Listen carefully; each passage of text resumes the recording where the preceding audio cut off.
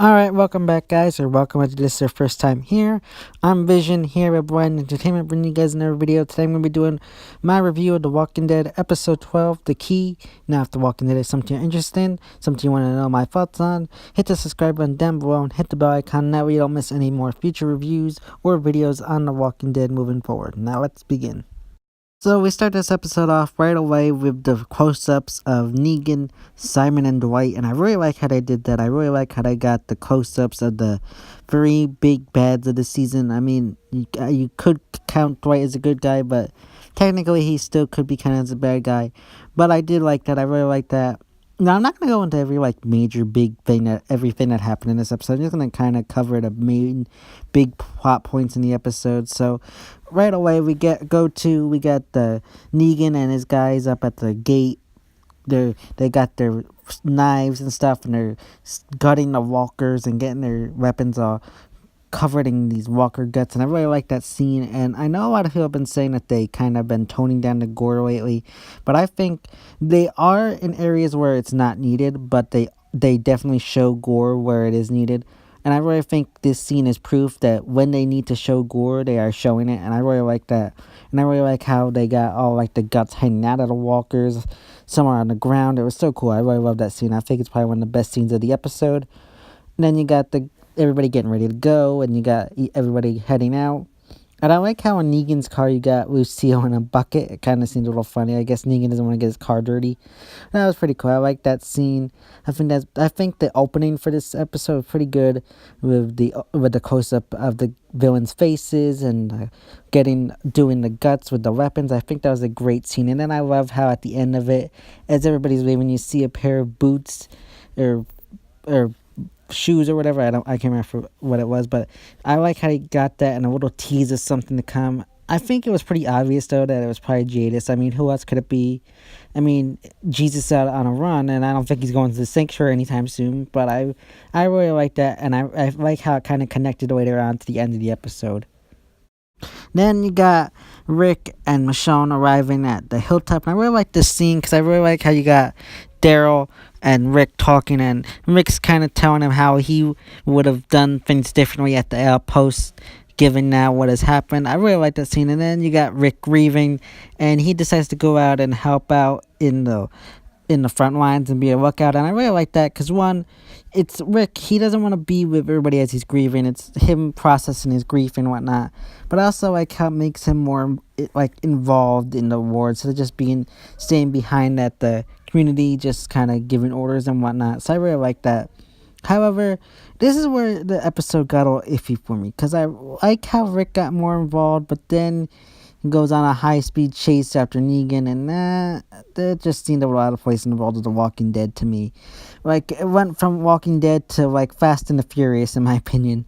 And it just felt so out of place for the world of The Walking Dead. I thought, when I first saw it looked cool and whatnot, but then after watching it on TV, it just kind of seemed out of place in the world of The Walking Dead. But let me know what you think. Do you think that they should have kept the car chase scene stuff in there, or do you think they should have had Rick and Negan end up in that building some other way? Let me know how you felt about it, because I just kind of felt like it just felt a little out of place in the world of The Walking Dead, but it could have just been me being a little nitpicky. But let me know what you think in the comment section down below. Still got the part where Negan and Rick crash, and this is iffy for me because you go from Simon and him trying to calm down Gary and them, and then you got Rick and Negan crash, and it just kind of felt out of place, like we skipped something that should have happened. I'm gonna put it on that the show couldn't film it right, and they'd probably end up having bad CGI, and that's why they didn't film them crashing. It just kind of felt a little out of place though, like we skipped something. But that could have just been me feeling that it was out of place and skipped something. But let me know what you think about that in the comment section down below. But then you got Rick, and he goes after Negan, and he's chasing after him, and this is an issue I've been having lately, is whenever you get this face-off with Rick and Negan, he's always saying, I'm going to kill you, I'm going to kill you. And yes, it is cool, but at this point, unless you're a comic fan, and unless you're a TV-only fan, we all know Negan's going to survive. So at this point, do we really need Nick saying, I'm going to kill you, I'm going to kill you? It's just becoming ridiculous at this point, and just sounding silly since we all, most of us at least, all know what the outcome's gonna be at the end of the season. So it's getting tiresome, old, and just plain right silly in my opinion. But then they go in the building, and I really like these scenes where they're chasing after each other in the building, and I really like how they end up getting separated from each other, and I really like how Rick brings up the Jadis, what happened to Jadis's people when Negan's trying to make a deal with him. I really like those scenes. I really like how he have that how Negan has realizes what Simon did, and I really like these. Even though they're separated, they're still kind of having a face off between the two of them, and I really like that. I really like how Rick then finds Lucille too, and I one of the things I really like is how he sets it on fire. And if you watch Talking Dead, it was revealed that the lighter that Rick used to burn Lucille was Glenn's, so I think that's pretty cool. Like, he used Glenn's lighter to burn Lucille,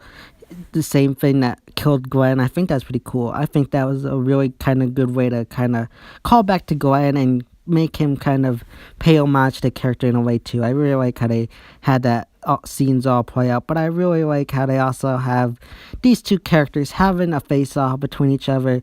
Even though they didn't like physically fight, they still had a good face off between each other, and I really like the flaming Lucille scenes. They're pretty cool, and how you have the two of them using the flaming Lucille to battle walkers. That was pretty cool. This episode is iffy for me because I like with the Rick and Negan scenes and next with the Simon and Dwight stuff. It was good, but it just kind of felt a little bit like filler. But there was nothing there that went on other than Negan realizing what Simon did that pushed the story ahead. I feel like they're just kind of trying to stall for time and kind of make the war last longer than it should. I mean, yes, I've been advocating for a whole season of war, but they could do other things that I wish they had done, and it just feels like a bunch of filler right now. But let me know what you think in the comment section down below. You got the Simon and Dwight stuff, and I love these scenes. I think they were some of the best parts of the episode, where you got Simon who's trying to eliminate Negan so he can go through his own like plans. Like, this guy is truly evil, and I really am excited for when he dies at the end of the season because it's gonna be such a great reward. I almost, in a way, have a bad feeling that they might kind of cop out and keep him alive due to fans loving him so much, but I really hope he does die. And I know a lot of people are saying that Negan or Dwight's gonna kill him, but I think he needs to die by like Maggie. I think having her kill him is a great kind of way for our heroes to have a reward since we all know Negan's surviving. But I really like these scenes, and you got, like I said, you got Simon who only wants to eliminate Negan for his own selfish reasons so he can become leader of the Saviors and do whatever he wants with them. And then you got Dwight on the other hand, who's doing this because he hates Negan. He wants to get rid of him for the better of everybody else involved. And I really love that because they got these two people who want the exact same thing, but they are doing it for completely different reasons. And I really love that. And I really like how they go out on this mission to find out if Negan survived. And I really like that scene. And I really like how you got Dwight who kind of burns the last cigarette there.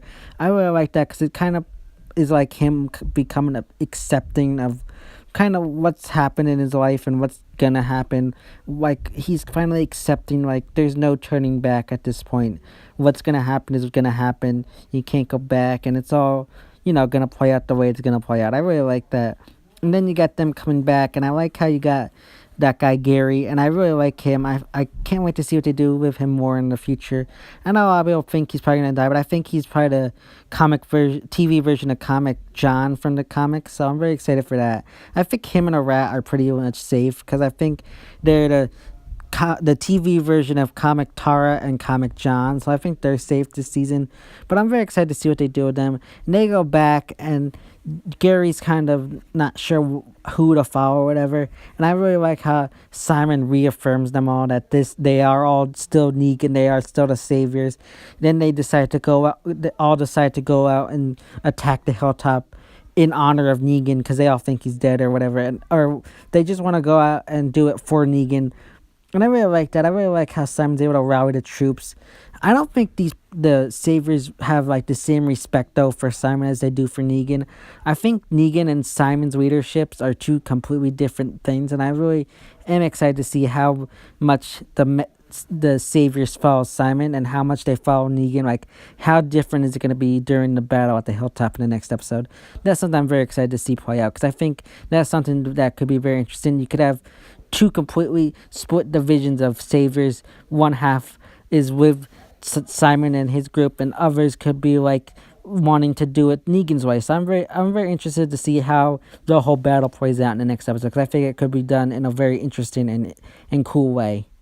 Then you got the whole Maggie and Georgie stuff, and this is very iffy for me. I'm back and forth on this stuff, and I have been since watching the episode. I really, really like how they were emphasizing the need of books in the world of The Walking Dead and knowledge. Like, I know a lot of people have been saying, like, oh, but Eugene could use this stuff. Eugene could have taught them. But think about it. Eugene's not going to know everything. Like, just because he's, like, a smart person and really knows his stuff doesn't mean he's going to know everything. So I really like how they got that book.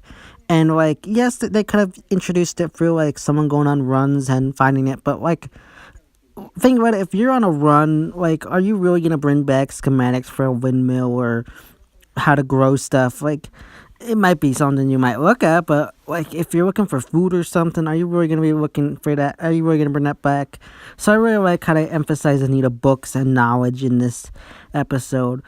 The Georgie stuff, her henchmen were very goofy. I'm gonna say that. I think her henchmen were extremely goofy, but the Georgie character herself, I really liked. I think she was a really great kind of character, and I think they could really utilize her well in the show moving forward.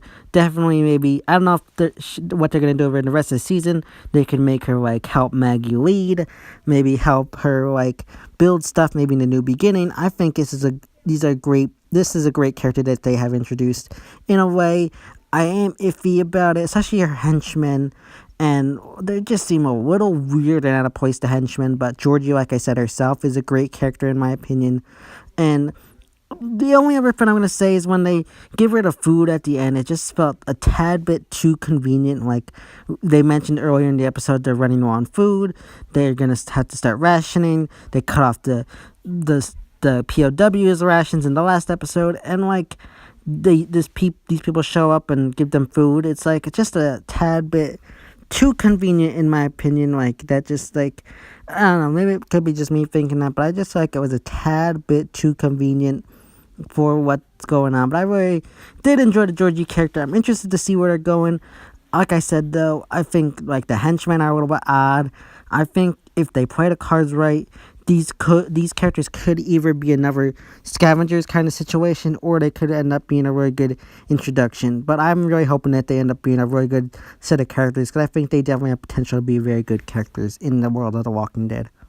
So let's talk about this whole Negan and Jada stuff, because I think this, again, like with how they had this whole episode, felt like filler to me. The whole Jadis and Negan stuff is definitely going to be another whole filler kind of thing, because they need to keep Negan busy so Simon can do what he wants to do. And I'm very interested to see what Simon does, but I'm iffy on this, because I think, like, what are they going to do with this? Like, Jadis is all alone. And another question I have is, how did Jadis get Negan in that car by herself? Like, look at Negan, and look at Jadis. Not saying, like, Jadis isn't tough, but, like, look at Negan. Like, how did she, by herself, get him in that car? It just kind of seems a little bit weird. But I'm interested to see what happens. Like, I think one of two things could either go on. Either she's going to bring him to Rick and kind of be like, hey, I brought Negan to you, and this proves that I'm on your side. Or two, on the way there, she's going to end up being cut off by the Saviors and have to run and hide, and maybe that's why she joins up with Rick later. I'm very interested to see what happens. I'm interested to see where this direction goes. I think it's very interesting. Again, it feels a little bit like filler, but I'm very interested to see how it all plays out. So yeah, guys, that's my review of The Walking Dead episode 12, The Key. If you like what you see, give me a big thumbs up and share this video, and hit the subscribe button down below and hit the bell icon, that way you don't miss any future videos on The Walking Dead moving forward. This has been Vision here with Blind Entertainment, and I will see you next time.